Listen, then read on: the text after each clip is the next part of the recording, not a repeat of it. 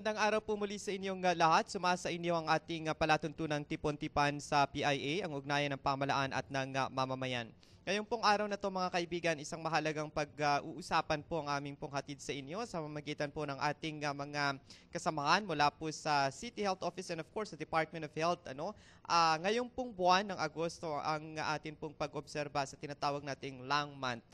Gaano ba kahalaga ang atin pong lungs at syempre ano yung mga sakit madalas po nating naririnig, meron pong mga namamatay dahil po doon sa komplikasyon sa kanila pong mga baga at yung ilan po ay napakarami na pong nagastos dahil po sa mga iba't ibang klase ng sakit na dumadapo po sa kanila pong katawan, partikular na sa atin pong tinatawag na lungs. So yan po ang ating pag-uusapan ngayong umaga na to. Bigyan po ng impormasyon ang bawat isa ng atin pong mga guest sa araw na ito.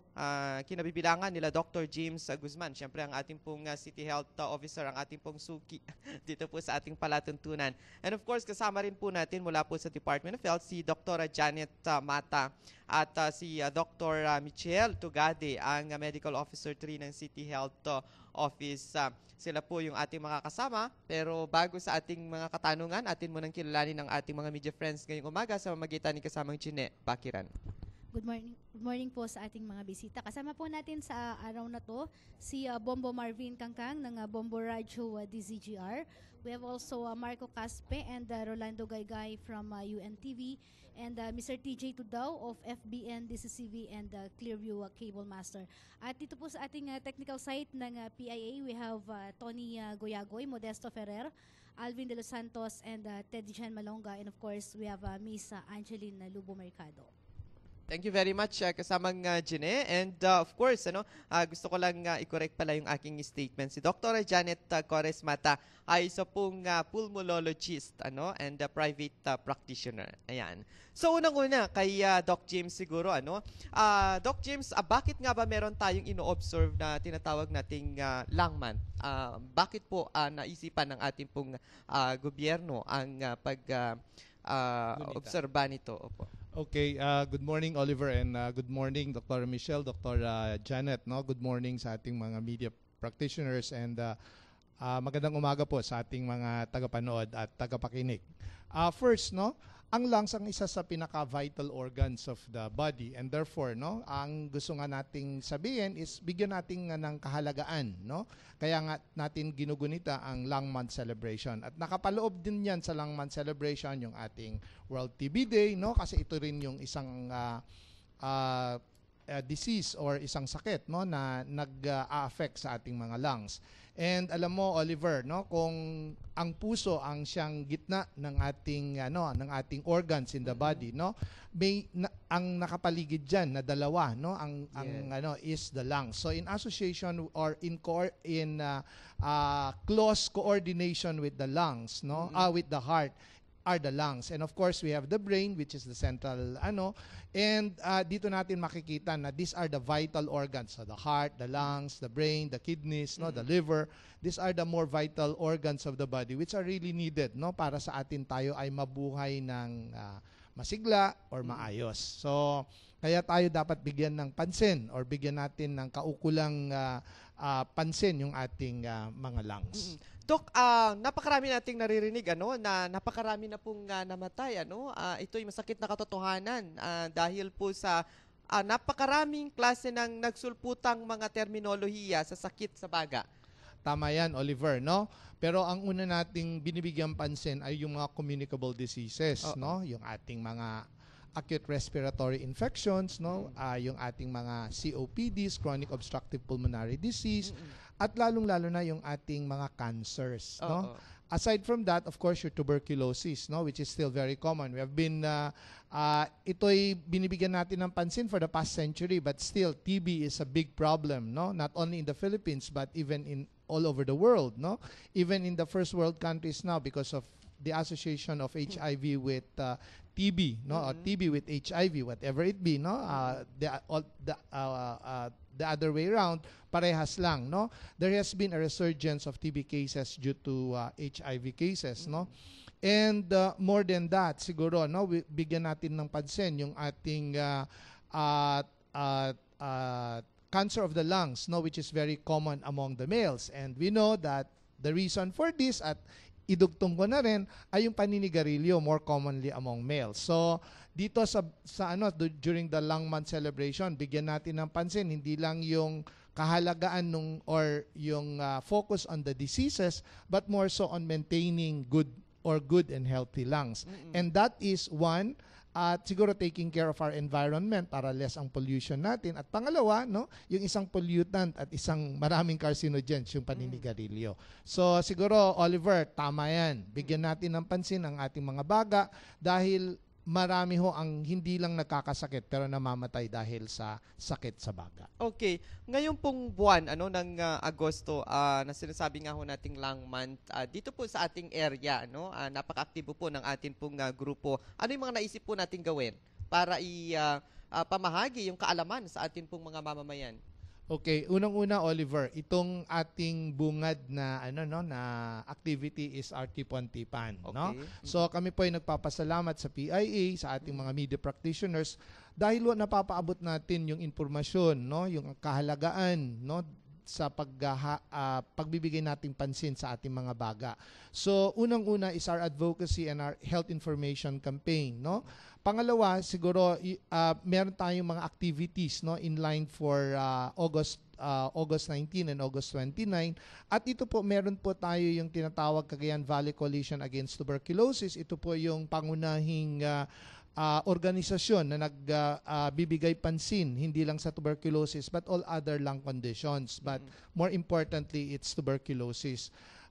Siguro, Oliver, no, we can discuss later, no, yes, yung ating mga other activities, but more than that, siguro yung pagpapaabot ng kaalaman sa ating mga mamamayan, no, yung ating mga tagapakinig, and including our advocates in health, no, na kailangan para maibigay ng kaalaman yung mga ibang mga kakilala, mga kasambahay, no, yung ating mga friends and our associates, no, so that we will all know what can affect the lungs and what we can do to prevent all these lung illnesses. Okay, thank you very much for that, Doc James. And then before we proceed, we have to welcome Madam Teresa Castillo Campos of DWPE Radyo ng Bayan, and of course Sir Simeon Dilan of the Philippines News Agency.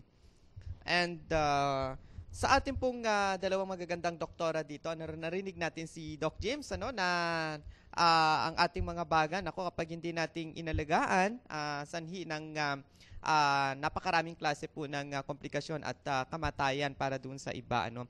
Doktora Janet, I heard you one time, dinidiscuss yung pong yung binabanggit po nating tuberculosis, at napakarami po ninyong nabanggit na mga dahilan at bakit meron po tayong mga ganun. Can we share some sa atin pong mga tagapanood at tagapakinig? Okay, sir. So, again, good morning and good morning po sa ating mga listeners, okay? Alam nyo po kasi, ang sakit na TB, okay? Noon pa man, hindi pa tayo pinapanganak, okay? Meron ng TB. And yet, hanggang ngayon, meron pa rin siya. At hindi lang yun ang problem ngayon, lalo silang bumabangis. Bakit nga ba? Okay? Kasi marami tayong mga kapatid, okay, na may mga ganitong sakit, nagtatago pa rin. At ang pinakamasaklap kasi dyan is yung nagsa-self-medicate sila na hindi nila alam kung ano ba ang magiging epekto nito sa kanila pagka hindi natapos ang gamutan. Alam naman natin na ang gamutan sa TB is 6 na buwan. Yes. Usually kasi pag nagsa-self-medicate sila, 2 months talaga namang okay na ang pakiramdam. Feeling nila okay na sila. Okay? Ang problem kasi dito is ang TB, ang sakit na TB ay airborne siya. So, ibig sabihin, nakukuha ito sa hangin. Okay? Hangin na nanggagaling ito sa taong merong tuberculosis, especially those patients who are smear positive. Okay? So, sa pagsalita lang nila ng malakas, okay, na tumatalsik ang laway. Okay? Sa kanilang pag-ubo-ubo. Okay? Sa kanilang paghatching, lalo ng paghatching kasi million, hindi lang thousands, million of bacilli ang nailalabas nila. So just imagine kung milyon yan at maraming taong nakapalibot sa kanila. Chances are, expose itong patient na ito at pag mababa ang resistensya, chances are magkakaroon sila ng TB. Ano Okay. pong best way para malabanan po natin ang para nakakatakot, basilay ang tawag natin. Ano? Basilay, Opo. TB basilay. Okay? Opo. Unang-una kasi para malabanan natin ito is maintain natin na malusog ang ating pangangatawan. Okay. Kung sa loob ng isang pamilya, merong sakit na TB, okay? Mangyari lamang, o sabihin natin hindi pa niya alam na meron siyang sakit na TB. At kung itong taong ito, o kapatid nating ito, meron siyang ubo ng 2 linggo or higit pa. Meron man or walang ibang simptomas tulad ng pangangayayat, paglalagnat, pananakit ng likod, pagdudura ng dugo, balisa, okay? Kailangan po magpakonsulta sa pinakamalapit na RHU kasi ang ating gobyerno actually is ito yung isang programa at ito rin ang isang problema ng ating kagawaran ng kalusugan na masyado pa rin mababa ang tinatawag na case detection rate. So ibig lang sabihin nito, pag may mga simptomas na nabanggit ko kanina, kahit ubo lang, magpakonsulta na sa pinakamalapit na RHU kasi ang ating RHU naman is libre ang pagpapa-examine ng plema. Yes. At hindi lang yun. May kasama pang libreng gamutan ng 6 na buwan. Kasi once na na-diagnose ka na merong sakit na TB, assured ka na ng 6 na buwan ng gamutan. Okay? At syempre, hindi lang doon, hindi libre ang examinasyon, o libre ang examinasyon, libre ang gamot, may kasama pang treatment partner, sir. O ibig sabihin, ito yung treatment partner kasi ito yung mga BHW natin, okay, na tumututok sa isang pasyente sa loob ng 6 na buwan na gamutan niya. So, kumbaga, lahat po ng kailangan natin, okay, para sa mga kapatid natin na may ganitong sakit, no, yun lang voluntaryo nilang pagpunta sa RHU na lang ang inaantay natin sa kanila, okay? Kasi ang problem kasi natin ngayon, sir, no, Oliver, no, yung stigma. Yes, oo. Hanggang ngayon, hindi pa rin natatanggal. So yung mga pasyente na pagka nagtatago sila, ayaw nila, di nila alam na itong anong sakit na ito, may lunas na. Actually, mas maganda nga, may TB ka na lang kesa yung mga ibang disease pa na lifetime. Yes, Kasi ang gamutan ng TB, 6 na buwan lang. Pagka regular kang umiinom ng gamot, gagaling ka. Okay, di ba? Ang ganda di ba? So yan, narinig natin si Dr. Janet, ang kailangan lang natin ay isubmit yung sa ating sarili, sa pagpapagamot. Yes. Oo. Yan ang isang problema kasi kapag sinasabing may TB ka, parang kinatatakutan ka, kaya kung minsan ayaw na nilang magpagamot, ayaw nilang sabihin na may problema sila, pero mali pala yun, dapat magpagamot pa rin sila. Yes, Okay. yes sir, kasi ganito pa ang nangyayari. Kaya yung mga ibang kapatid natin is that parang nahihiya sila dahil akala nila pinangdidirian mo Yes, sila. oo. Pero ang reality of that is kaya parang medyo lumalayo yung mga kasama natin sa bahay is dahil ayaw din nilang mahawa. Okay? Kasi nga 'di ba airborne lang ito. Pag ubo-ubo lang, pwede ka nang mahawa. O, 'di ba? Kaya ang pinaka-best pa rin na first line protection diyan is kung merong tao o kapatid natin na may TB at smear positive, ako, ina-advise ko na mag-mask, especially kung hindi pa siya nag-start ng gamutan. Kasi pagka nag-mask ka kasi, kahit pa paano, confined yung laway mo, yung talsik ng mo sa mask. And then, kailangan po i-emphasize ko yung mask na yun, di ba sir? Kailangan palitan daily. Baka naman po gagamitin yun ng isang linggo o isang buwan. Baka, hindi po yun. Kasi magkakalat. Pag naman niyang ganun, nandun din lang naman po. Nasa hangin po ulit yung basile. Sayang naman at nandun siya. Diba? Okay, Thank you very much, Dr. Janet. Kay Dr. Michelle po, may data po ba tayo kung ilan ang mga nag-undergo ng gamutan ngayon dito po sa ating area. Okay. Good morning again to everybody. Dito po sa Tuguegarao City, sa kalahat-lahatan po ng naggagamot, bata at matanda, lahat po ng klase ng TB ito, nasa 147 hanggang ngayong July po yung survey natin doon. 147? Yes, sir. Ano po yan? Dito po sa Tuguegarao lamang? Tuguegarao po ito. Tuguegarao. Na nasa panggagamot sa ilalim po ng City Health Office. Na naka-enroll po sa programa na nabanggit ni Doktora kanina na libre. Oo. Yun po yun. Ano yung sa inyo pong experience, Doktora, yung percentage ng paggaling ng atin pong mga pasyente? Ang percentage po ng paggaling, kung paggaling lang po yung tinatanong, sir, 100% yan. Talagang Kung nagagamot ganito, siya. sir, kung nag-submit po yung pasyente at nag-comply na tutukan siya ng treatment partner niya, tapos buwan-buwan po siyang babalik hanggang masabi po namin na magaling siya. Pero may mga kadahilanan na hindi namin masabi. Pero these are very few. Mga 3 o 4 lang po na pasyente ito. Yung mga lilipat po ng trabaho, kaya kailangan po mai-transfer yung gamutan sa ibang lugar. Kasi po, sir, yung gamot natin is to be given na package na sa amin for 6 months.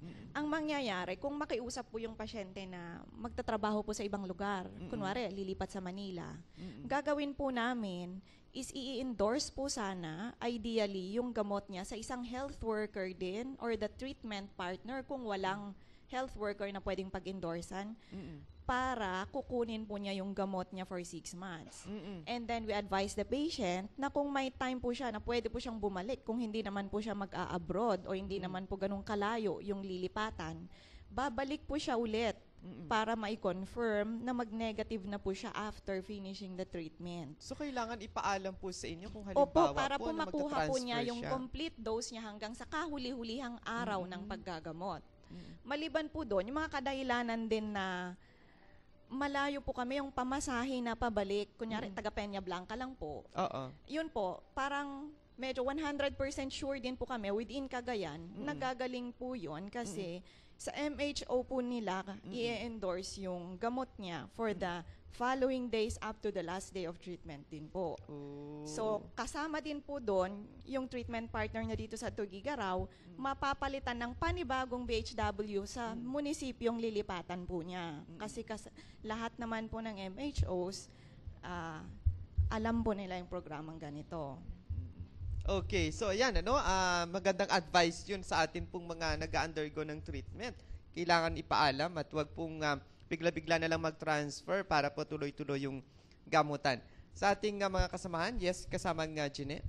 Doon po sa pag-inom ng gamot, ilang days po masisigurado natin na hindi na po nakakahawa yung sakit niya upon taking po nung first dose po? Madam, ganito po, no? Sa unang 2 buwan, yun po yung tinatawag nating intensive treatment. Habang naggagamot po ang pasyente sa unang 2 buwan, may monitoring po na pag-examine ng plema ng pasyente. Kung dati po positive yung plema ng pasyente, after 2 weeks po na naggamot siya, uulitin po yung examinasyon ng plema. Pag nag-negative po yun, itutuloy pa rin po yung intensive treatment niya na 2 months. Pagkatapos po ulit ng 1 month, uulitin ulit po yung examinasyon ng plema hanggang makatatlong beses po na negative yon, no? Usually, yung intensive treatment na 2 months, negative na po yung pasyente doon. Meron lang po yung bibihira na hindi po sila mag-negative after 2 months at ang gagawin po natin doon na susunod na kagandahan po ngayon at may bago po tayong libre din na ipapamahagi sa mga pasyente na pwedeng suspecha na drug-resistant TB, ire-refer po natin ito sa Cagayan Valley Medical Center na pinamumunuhan naman po ni Dr. Valencia.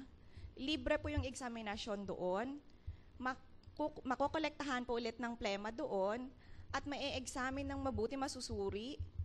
Meron pong gene expert doon na tinatawag kung saan malalaman kung drug resistant ba yung klase ng TB na bacilli na nakaka-infect sa kanya, at kung sakali pong ganon ang kalagayan ng pasyente, sa CVMC na po yung magbibigay ng panibagong klase at set po ng gamot na libre din po, at sila din po yung tututok araw-araw kasi hindi po madali yung mag-treat ng drug-resistant TB.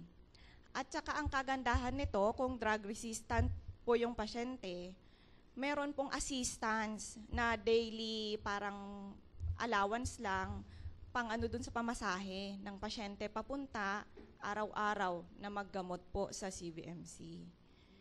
Tapos, after 1 year po, kasi ang intensive po nung dun sa drug resistant, 1 taon po siya dun sa CVMC. Ipapasa po sa amin pag nasa maintenance phase naman po siya. Kami naman po sa mas mababang level, no? Sa level po ng City Health Office, sa tulong ng mga midwife at BHWs, araw-araw natutulong hanggang tuluyang gumaling po ng pasyente kasi aabot po ng 24 months yung gamutan noon.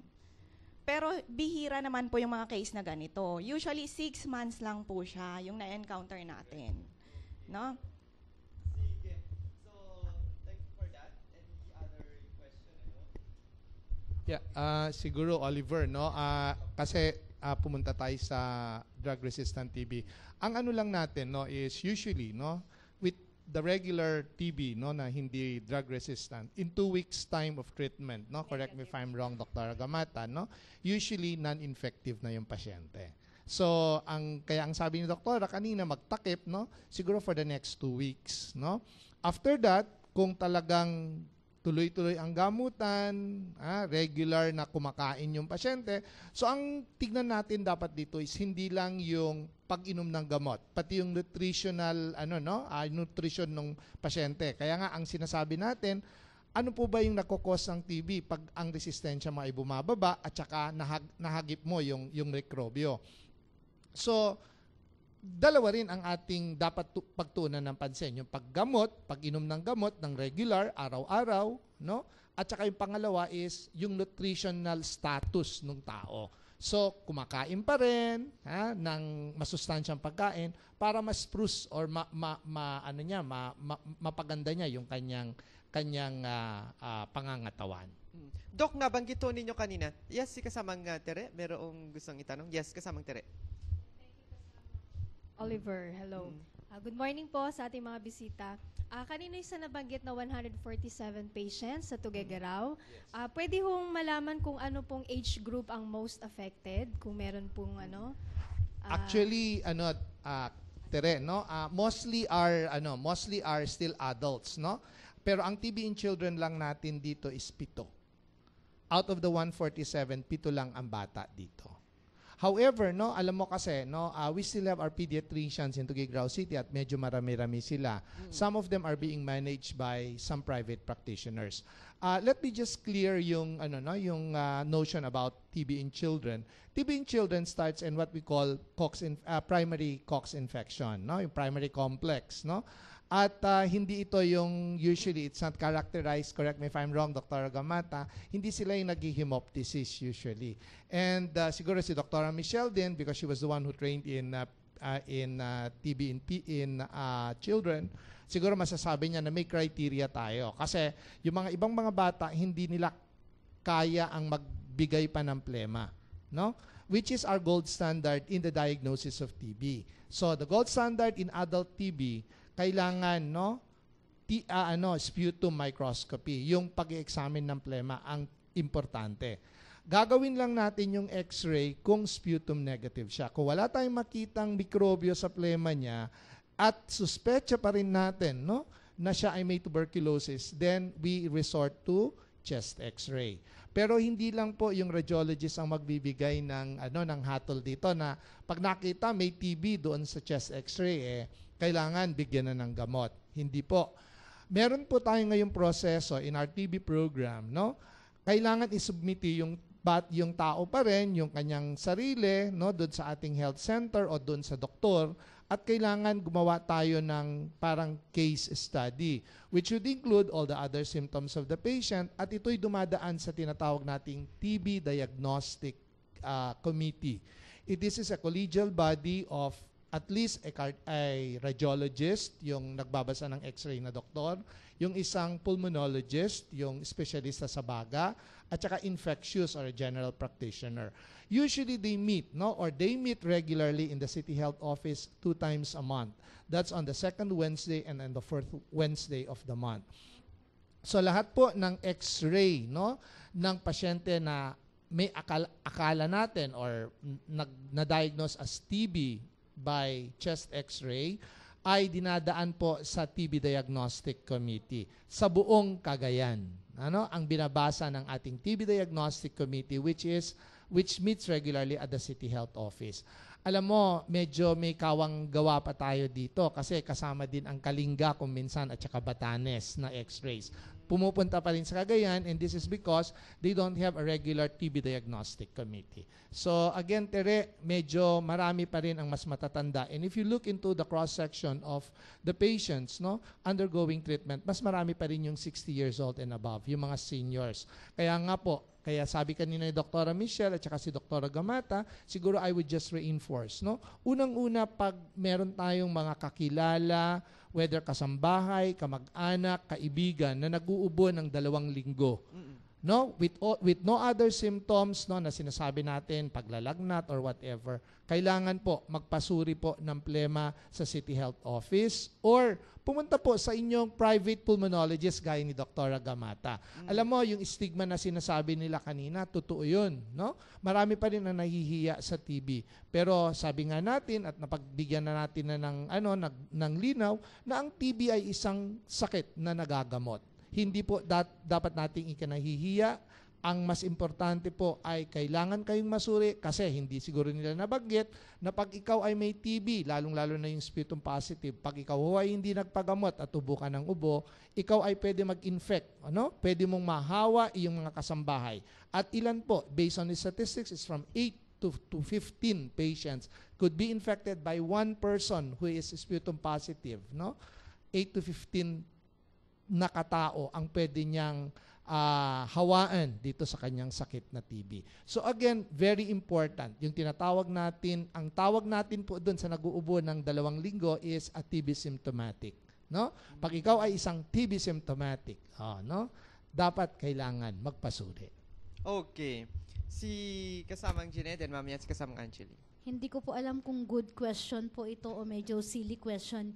Kasi may joke po kasi na kapag mayaman daw, asthma ang tawag. At pag mahirap, TB. Ano po ba yung pagkakaiba ng asthma at May TB? ganon? Para... Oo nga naman, pag mayaman, medyo maganda yung term. Dr. Janet. Oo nga, narinig ko na yan din. Kaya natatawa na lang ako kasi, in reality kasi ganito, okay? Di ba, sa mga kapatid natin na mahihirap, okay, tignan natin kung paano ba ang situation nila sa isang bahay. Di ba, usually, dami nila. Di ba? Nandun na yung anak niya na may pamilya pa, kumbaga congested. Compared to that of mayaman, kasi iilan lang naman sila, ang luwang-luwang ng bahay, ang ganda talaga ng ventilation. So, ang mangyayari, usually, sino ba ang infected sa TB disease? Usually, yun sa mga kapatid natin na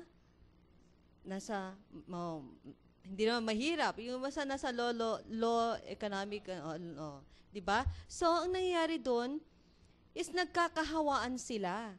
Okay? Samantala, doon sa mayaman, okay, usually, hindi kasi sila nahawaan in the sense na, 'di ba, minsan hindi naman sila pupunta doon sa mga ganong lokasyon.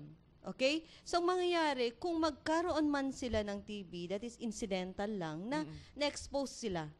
Na something dumaan lang sila, like for instance on nakuha nila. Pero yung sila na magkakahawaan, okay, Rare yung mga ganon. rare yung ganon. Kaya nga nababanggit na eto, pagka merong TB ang mayaman, asthma yun. Okay? Which is, hindi naman ibig sabihin na pagka mayaman ka, hindi ka na magkakaroon ng sakit na TB. Who knows, sa social gathering, merong smear positive doon patient na ubo ng ubo, nandun naman yung mayaman. O exposed siya. Nahawa Syempre, siya. pagka social gathering na ganun, close area yan at aircon. So, ibig sabihin, pag aircon, yung hangin, yun at yun din lang naman. So, may chance na pagka itong mga mayaman na ito, pwede rin naman silang magkaroon ng sakit na TB. So, kahit sino, presidente ka man, di ba si president, sino bang may TB? Di ba, nagkaroon din siya ng TB. So kahit sino, mayaman ka man, mahirap ka man, mataba ka man, payat ka man, pwede kang magkaroon ng sakit na TB. Okay, so malinaw yon, walang ganong diskriminasyon. Ano? Magkaiba po ba? Sige, ganito po. Malayong-malayo po ang pagkakaiba ng asthma at saka TB. Ang asthma kasi is hyperreactive airway kasi yun eh. At one of the manifestation of bronchial asthma is difficulty of breathing. And on physical examination, you would note wheezing. Pero doon kasi sa manual of procedure natin sa TB, sir, meron kasing wheezing, ganun kasi na description sa petsa, sa bata. Kaya nga yung nabanggit ni sir kanina, ang pag-diagnose kasi ng TB sa bata, mahirap din pong gawain yan. Kasi hindi kagaya ng matatanda. Pagka sinabi mo mag-submit ng plema, kayang-kaya mag-submit. Di ba, pansinin mo ang bata, anak, ubo ka, ilabas mo yung plema. Uubo nga, pero linulunok naman after, di ba? Paano ka makakapag-submit nun? Kung sakaling ang pasyente natin, hindi makapag-submit ng plema, doon na yung sinasabi ni Dr. James kanina na other parameters like X-ray, PPD. And then, nire-refer yan sa TBDC kasi hindi lang kasi yung X-ray ang basihan natin. We need to correlate clinically kung talagang TB. Kasi just imagine naman, kung ang pasyente, yung batang ito, hindi naman TB, binigyan mo ng TB, parang hindi naman tama. Okay. Diba? Ayan. So, ayan, si kasamang nga Angeli, then mamaya si kasamang Tere. Good morning po. Kay Dr. Michelle po, ma'am. Doon po sa sinabi nyo na 147 na data na nagpa-check doon sa CHO na may TB. Ito po ay confined lang sa Tuguegarao. Dito po sa figure na ito, ano po ba yung trend ng TB cases natin? Is it increasing or decreasing or alarming na po ba siya or manageable pa rin? Okay, ma'am.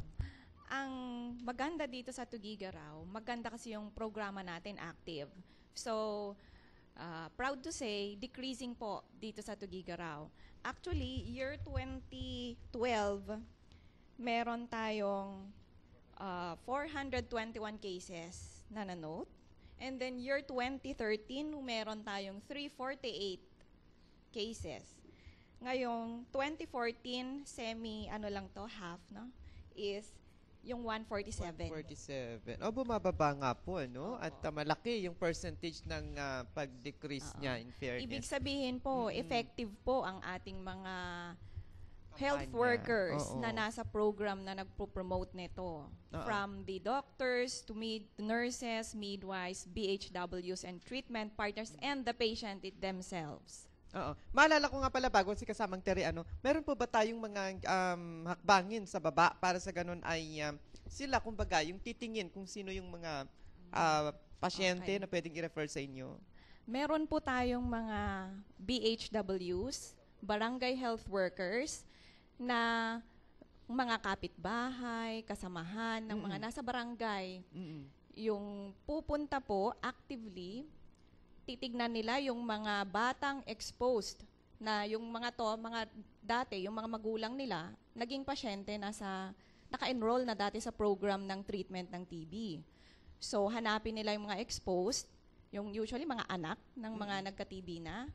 Kapag may nakita silang symptoms, kagaya ng 2 linggong pag-ubo, nasabi na lahat ni Doktora Mata kanina, hihikayatin po nila ang mga ito na magkonsulta usually sa amin kasi libre yun sa amin. So, pagka nagkonsulta sa amin, yun, titignan namin muna kung talagang TB o pulmonya Tapos, kung mapag-alaman po natin na TB po ito o kaya primary coach infection na sinasabi sa bata, i-enroll po natin sa program para magkaroon din po sila ng libre na treatment for 6 months again. Oo. Doc, how much po pala ang nilalaan po ninyong pondo para po dito? Actually, Oliver, alam mo, the TB program still has very big funding from the DOH. So sa amin, no, we are proud to say that we have the PPMD DOTS facility. Ano po yung PPMD DOTS? P stands for public, and the other P stands for private. Mix, no? So we're together, no? DOTS means direct observed treatment short course therapy for TB, no? Kasama namin po, hindi lang po pampubliko yung facility namin. We are partners with the private sector na kung ang nakita nila, ang mga pasyente nila ay cannot afford, no? And they need, no, additional diagnostic, including referral to our TBDC, then ginagamit po nila yung aming facilities. The partnership stands on our trust on each other na kami po sa pampubliko, hindi namin inaagaw yung mga pasyente nilang pribado. So ano pang ginagawa? Pag pumupunta po sila for sputum microscopy, dahil pwede po namin ipagmalaki na ang aming 3 medtech sa City Health Office ay proficient. Pag sila po ay pina-examine, including sa Manila Quality Assurance Programs, no, or control, pwede namin sabihin na excellent ang kanilang pag-examine sa inyong mga plema. So, pati yung nagiging false negative, bihira yan sa amin. And that we are proud of, no? So, ano po yun?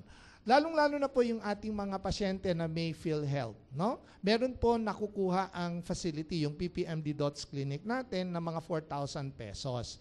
Ano po yon? That would cover for our treatment, for our drugs and medicines. Meron pong share din yung ating mga doktor, mga midwives, mga treatment partners, yung ating mga medical technologists. And aside from that, more than half of these, no, is tinatago natin or sineset aside natin na pag may shortage ng gamot na dala or bigay ng Department of Health, then doon natin huhugutin yung ano. Kaya nga po, pag kayo po ay pumunta sa City Health Office, no, we can assure you 100%, no, na maski po kung walang ibibigay ng Department of Health o maski may pagkukulang, kami po ay may pinaghuhugutan ng pondo, no?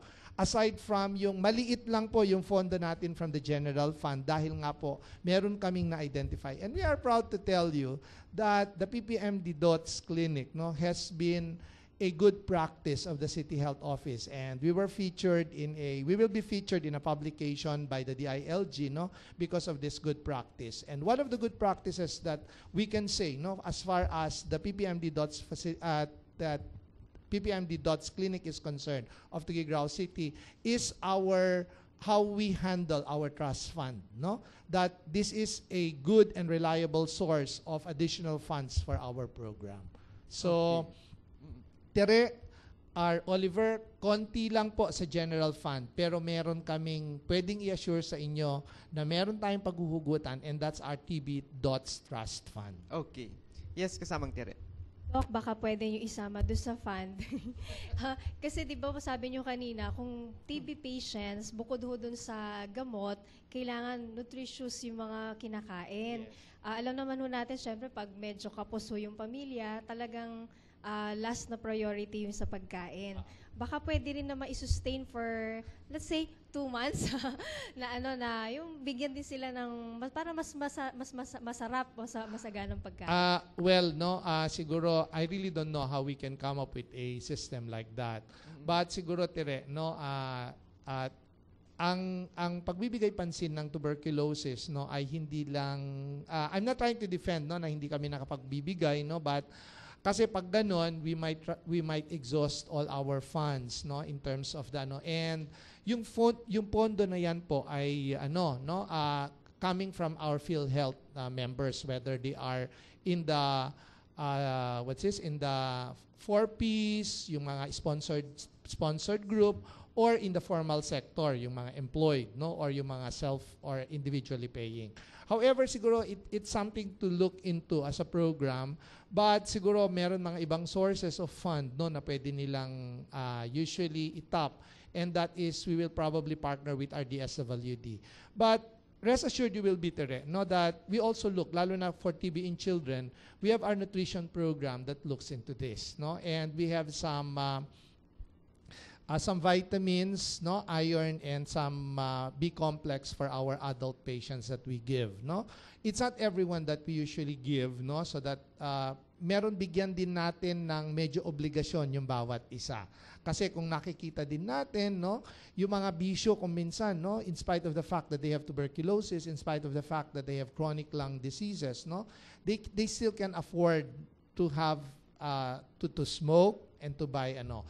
And siguro gusto ko lang ibigyan pansin ito, Oliver, no, kasi lang month naman ay yung kahalagaan ng baga in terms of our smoke-free, no, communities, no. We're about And- to ask that, Doc. Yung ating advocacy is non-smoking areas and smoke. Yes. Actually, alam mo, meron tayo yung tinatawag na Red Orchid Awards, no, of the DOH, and this pertains on smoke-free areas or smoke-free communities or the smoke-free Philippines. Hopefully, no, with the new legislation of I think Senator Pia Cayetano, no, and I think it's gonna push through or it's gonna be implemented sooner or later. I think parang October, no, or ano. Kailangan na meron ng mga graphic representations of or pictures, no, na ididikit sa ating mga pakete ng sigarilyo. At nahuhuli na ang Pilipinas, no. I've just been to the US early this year and makikita mo na talagang pati yung mga ibang mga meron ng mga graphic pictures, no, of lung cancer, COPD, no, all the diseases na siguro this is to deter people from smoking, and makikita nila yung ito yung parang patutunguhan, no, nung yung kanyang kalusugan. So again, no, that's a very nice piece of legislation and I'm very happy for that. And aside from that, in spite of the fact that we also increase our sin taxes, which includes alcohol and cigarettes, no, makikita rin natin na in spite of, siguro bumaba, but makikita natin yung tinatawag nating interference by our tobacco industry, no? Makikita natin na may tumutugon sila. Kung dati 20 gumagawa sila na ngayon ng packs of 10 and 5s, no? So makikita natin, no, yung So pero pag itutuloy natin yung ating laban, especially with our champions, no? Our local chief executives, our legislators, no? Our private practitioners, particularly our doctors siguro. Kailangan siguro ipagpatuloy natin yung ating campaign for a smoke-free Philippines. Yes, Doc. May mga LGUs na parangalan, and not only LGUs, regional line agencies, kasamang dyan, di ba? They are Red Orchid awardees na. Sa atin po, nihikayat po ba natin ang ating mga LGUs? Actually, Oliver, no, medyo I'm really ashamed to tell this, but in the first Red Orchid Awards, Tuguegarao City had the first piece of legislation among all municipalities in the region.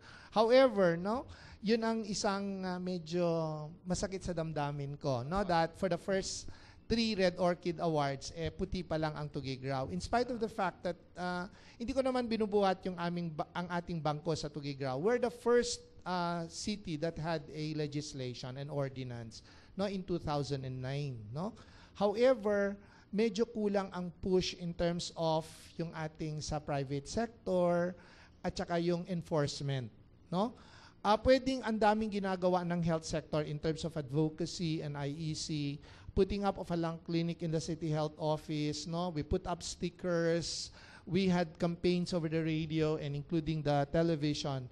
But alam mo, ang smoking cessation program is probably a part of tugon yan ng Department of Health. Pero yung smoke-free environment is tugon na maraming ahensya ng gobyerno, including our citizenry, no? Including our yung community. It should be manifested in terms of action. Hindi lang pwede piece of legislation ito. So again, ang gusto nating ipaano dito, no, is for everyone to help us in our advocacy for a smoke-free Tuguegarao City.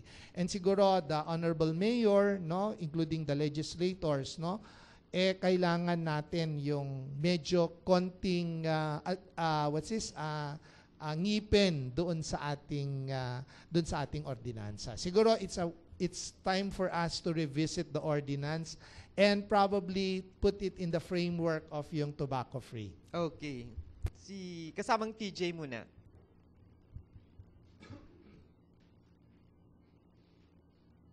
Magandang umaga po sa ating lahat. Doc, Doktora, doon sa nababanggit, doon sa 147 o kaya 114 na adults, ano ba yung common factor? Galing pa doon sa hard drinker na kababayan natin o doon sa mga chain smoker? Yung kaya nakuha nila yung Nakikita mga po sakit. ba yung mga ganun, kung ano yung reason behind yung pagkakaroon nila, Doktora? Ayan ba? Sa 147 kasi na yon, ang karamihan kasi is males, no? So karamihan din sa nag-i-smoke is usually males. Although it is not a direct cause is smoking magkakaroon ng TB. Hindi po siya direct cause, pero yung risk factor po na madali kang ma-infect, isa po siya sa risk factor, no? Kaya pwede rin po siyang i-associate na kaya mas mataas sa males kasi yung risk factor ng smoking. Pero hindi po siya direct cause ng pagkakaroon po ng tuberculosis. Pero Baka ano po? madagdagan po ni Doktor. Si Dr. Janet. Sige po, elaborate po natin ng konti ha. Tama yung sabi ni Doktora na hindi siya yung direct cause. Pero pagka naninigarilyo ka at umiinom ka ng alak, ano po ba ang nangyayari sa immune system natin? Bumababa ang resistensya. So by then, pag mababa ang resistensya ng isang tao at na-expose ka sa taong may TB, malaki yung tsansa na magkakaroon ka ng TB.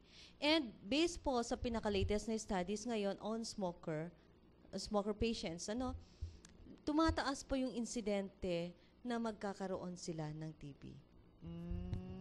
Okay, oo. So may study dyan. Kaya nga pagka ako, personally, sa mga pasyente ko, pagka nalaman ko na naninigarilyo sila, talagang ina-advisean ko na huminto na. At para hindi magkaroon din ng sakit na TB. Siguro isa Yes, pa Doc. na na pwede nating idagdag diyan, no? Alam mo ang TB, sabi nga natin nagagamot, no? So walang problema diyan sa TB. Pero yung paninigarilyo, alam mo, ang sabi nga nila, there are 4,000 chemicals no present in the cigarette smoke and 40 of these are carcinogenic. So, alam mo sa akin, medyo hindi pa ako matatakot sa TB. Pero pag lung cancer, Doktora, siguro, no, yun ang kinakatakutan natin. And based on incidence or prevalence of people with lung cancer, mostly these are mostly males. It is still the number one cause of cancer in males, ang lung. So again, no, unang-una hindi lang yung paninigarilyo. With Tuguegarao City, the air is not very good, no, the quality of air. At makikita natin, no, including yung mga crossroads natin diyan with still our two-stroke tricycles, no. The suspended particles, no, in Tuguegarao City based on our TNR or whatever, na sinasabi nila, hindi maganda ang quality ng air. Dagdagan mo yan ng paninigarilyo. So it's a double whammy on your health. So ang sinasabi nga natin, with not a very clean environment, plus you're adding insult to injury by smoking, then definitely, no, we will have all these health problems, particularly on, kung hindi man TB, we have lung cancer, we have yung chronic obstructive pulmonary disease or yung COPD, and all the other health problems, no, may occur, no, in a male person living in Tuguegarao City. Meron lang ako biglang naalala, doon sa paninigarilyo kasi meron na ngayon yung ginagamit na hindi diretsong, anong tawag kasamang Marvin? Filter? Oo. Ano po yun? Kasi may mga excuse na ngayon na okay daw naman po yun. Actually, I don't believe in that, no? Including yung sinasabi nilang filter na makikita mo pag tinanggal mo yung filter, meron yung itim, no? Yung tar o yung nicotine na sinasabi. Actually, ang nicotine, no, it can pass through that filter, I believe, no? Based on studies. So that if you look into a smoker's lung, it will be as dark as the pinakamaitim na konsensya daw. No, but it's true, no? You can see a smoker's lung in comparison with a pinkish and a reddish lung of a normal person, no? Then a blackish or a brownish lung of a cigarette smoker. Yung mga nagbibigay din, no, yung electronic cigarette na sinasabi nila, why don't you just ang challenge ito is why don't you just cut the habit? No? Rather than satisfying your parang desire of smoking, no? If you can, sabi nga nila, alam mo, marami akong tao na nakita. It's either they go into a very chronic problem or they may apektado ang kanilang puso. So they either have to go for a stenting or a bypass, no? At pwede naman nilang ihinto yung paninigarilyo. Gusto pa ba natin na hahantong tayo sa ganitong sitwasyon bago nating tanggalin ang paninigarilyo? But really, Oliver, no? Yes. Your filters do not give you that much protection, neither, no?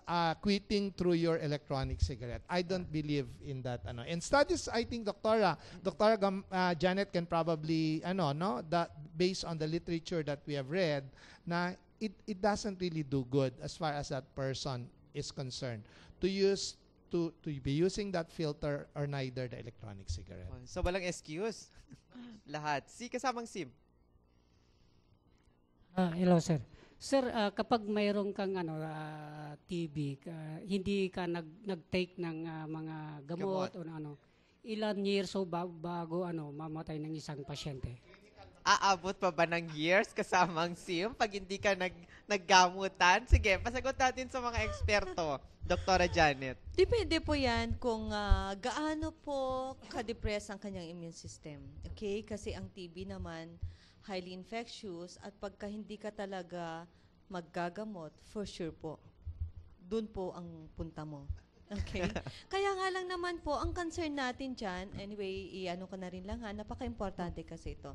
Sa isang pamilya, madalas kong sinasabi doon sa program ni Ma'am Tere, sa isang pamilya na merong TB, mangyari lamang po na lahat sana ng mga kasama niya sa bahay, mapabata man, mapa-teenager man, mapamatanda man, kailangan po sana ma-screen sila. Kasi just imagine itong TB patient na ito, naggagamot. Okay? And yet, nahawa pala niya yung kasama niya sa bahay. Pag natapos na po ng gamutan, okay, ng pasyente na ito, sa tingin niyo po ba, kung yung nahawaan niya ay naging active TB, pwede siyang mahawaan ulit? Pwede. Oh. Kaya nga po, mas maganda na pagka meron isang TB sa pamilya, mangyari lamang po na lahat sana ipa-screen na lang para kung sakaling man nakahawa na siya sa iba, sabay-sabay na po silang maggamot. Meron pa po kayong isang hindi natatanong. Kadalasan ang sinasabi nila ang TB namamana. Hindi po siya namamana. Nahahawa lang po lahat ng membro ng pamilya. Kaya po ang sinasabi nila namamana kasi lahat sila nagkakaroon. Kasi hinahawaan nila lahat. Kaya ayusin po natin yun. Mali po yung idea na yun. No? Hindi po siya kayamanang dapat ipamana. At huwag pong manahin, dahil hindi naman po siya namamana talaga. Kasamang Mark muna. Yes. Good morning po. Generally speaking po, kasi yung nga pong pinag-uusapan natin ay langman po. Baga, ano po ba yung maipapayo natin dun sa ating mga kababayan, sa ating mga tagapanood, yung proper way ng pangangalaga sa kanilang mga lungs? Oo. Sino? Doc muna. Siguro, unang-una. First, yung breathing exercises natin. Unang-una, yung paghinga na malalim, is still very good.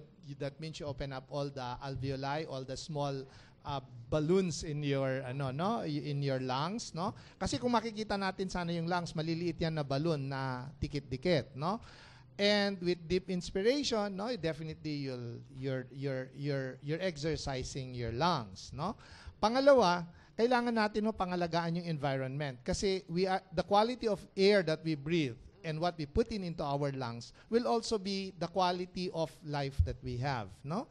It's the same as the food that you eat will give you the nutrition that you put into your system. So the quality of our air, no, is very important. And that should include planting more trees to give us oxygen. Oxygen ang kailangan natin. Ang ilalabas natin is carbon dioxide, no? Which is a byproduct of metabolism in our bodies, no? But we need all the oxygen that we have. So we should start planting more trees to produce more oxygen, get more plants in our environment to have a cleaner and a healthier environment.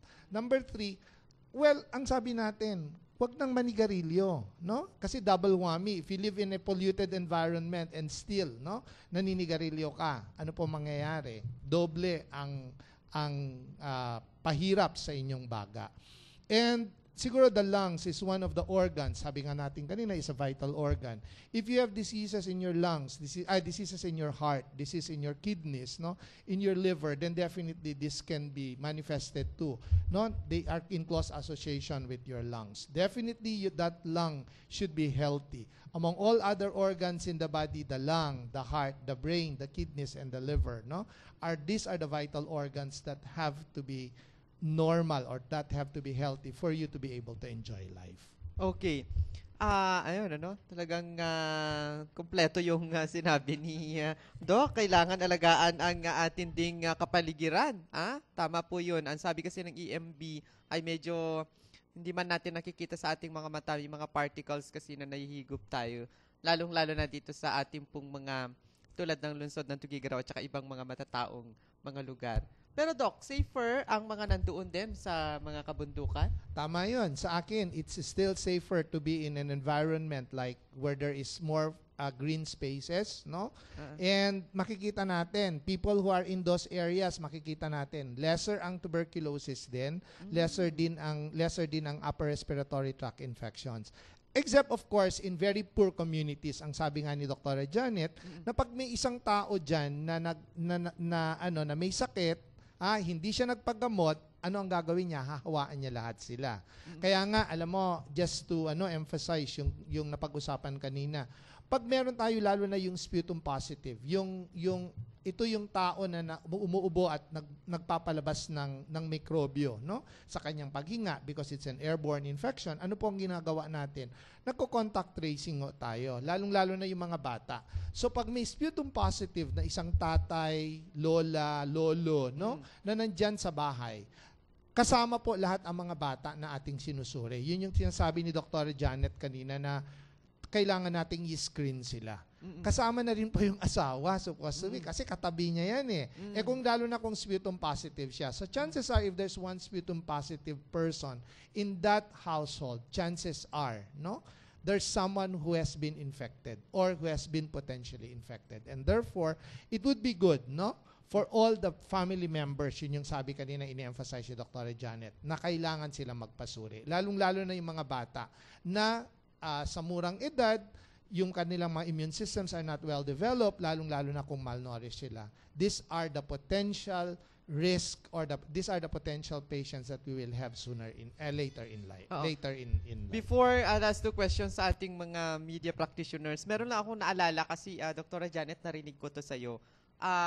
Maliban doon sa pagbahing at iba pang paghinga na maaring doon mailalabas yung ating pong mikrobyo galing sa TB, ay meron pa bang ibang kaparaanan? For example, yung kissing po ay ita-transfer po ba? Gandang tanong. Oo.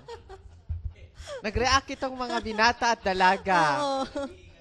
Ayun. Ay, ingat nga ako eh. Oo. Diba po, sabi ko nga sa kanina na ang TB is airborne. Pag nagkikiss, hindi po. Laway lang naman po yun eh. Hindi daw. Pero, yun merong Pero, Tapos biglang umubo sa harapan mo. Ayun na yun. Yan na yun. Oo. Oo. Pero kung kissing first Oo. laway lang naman yan di ba? Hindi. Isa pa, narinig ko Airborne rin narinig ko rin kay Doktora ito, alin ba ang mas safe na lugar? Air-conditioned or open air? Open air pa rin. Kasi 'di ba, dapat maganda ang ventilation kasi yung nakakalabas, nakakapasok ang hangin, 'di ba? Pero pag aircon kasi, nandun lang siya lalo na pagkaubo ng ubo yung pasyente at smear positive. Example, pag nasa bus ka, air-conditioned bus. Oo. Kaya ako takot din ako minsan na lalo na pagkaubo ng ubo, tapos kita mo clinically parang ganun.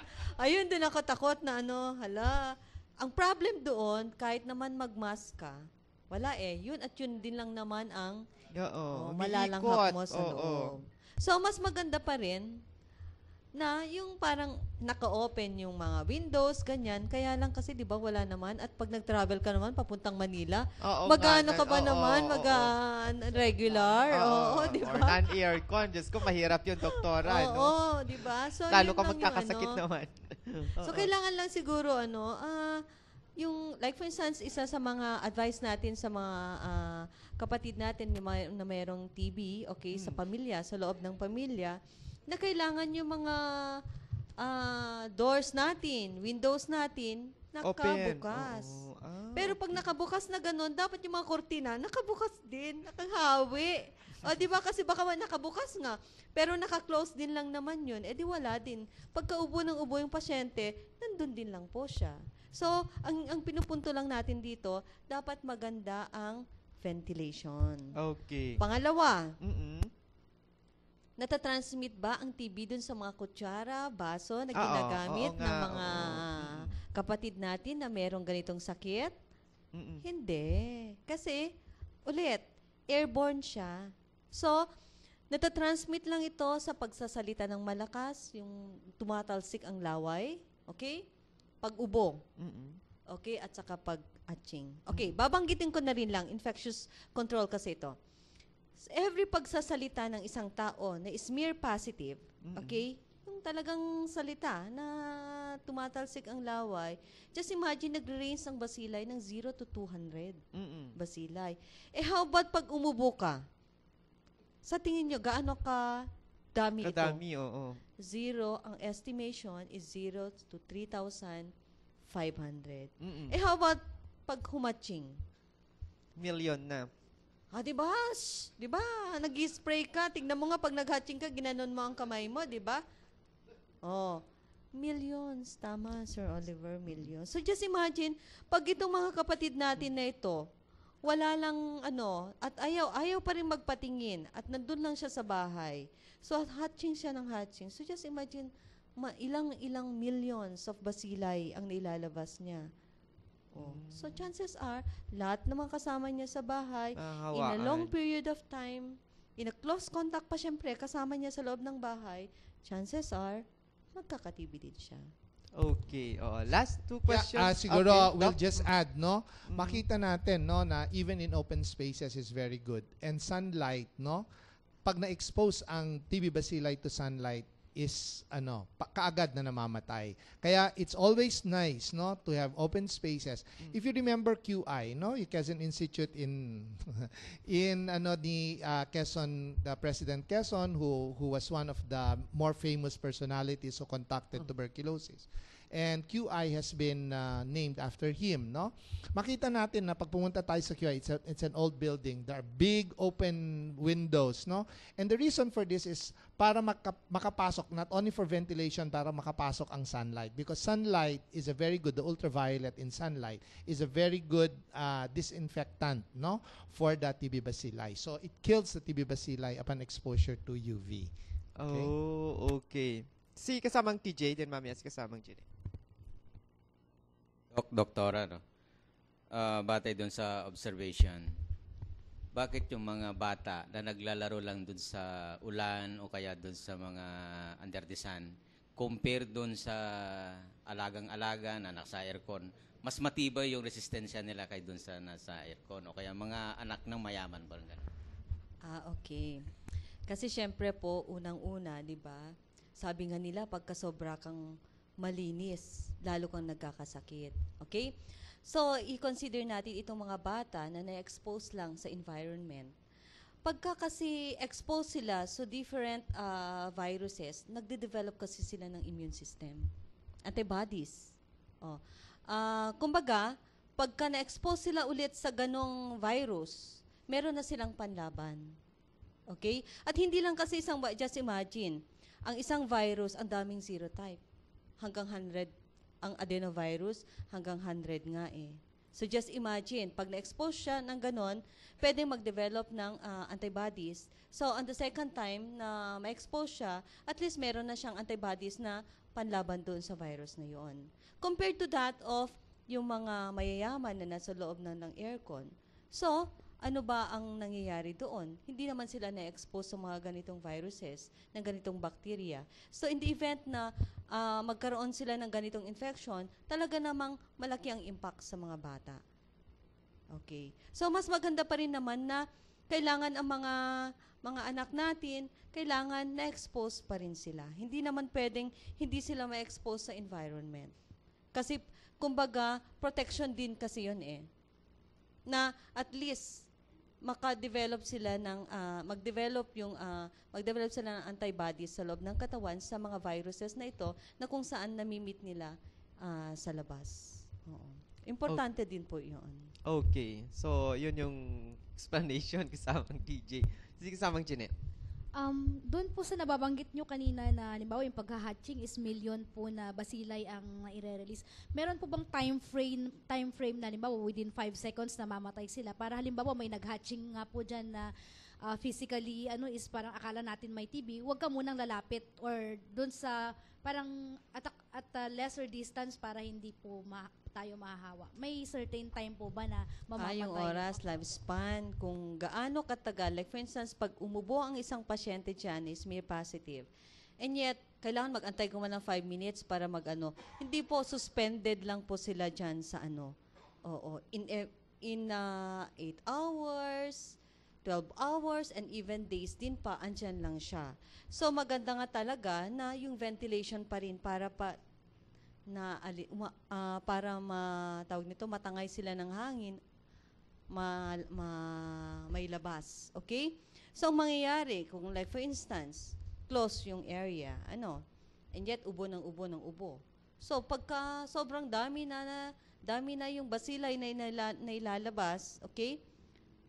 Di ang dami-dami ng bacilli dyan na konting hinga mo lang, pwede mo nang makuha yung yung bacteria na yon. So, napaka-importante talaga na lagi pa rin, yon nga, kailangan magandang ventilation sa loob ng bahay. Kaya nga yung tanong mo kanina na ang sakit na TB sa mga mayayaman is asthma, tignan mo naman kung paano kasi yung structure ng bahay nila.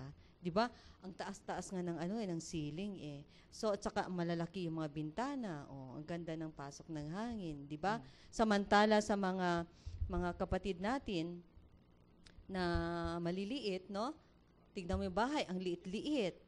Tapos parang nagkakasikuhan na nga rin sila sa loob ng bahay. At saka pagka umubo din sila, wala lang, basta ubo lang, o hindi man lang magtakip ng ng bibig, di ba?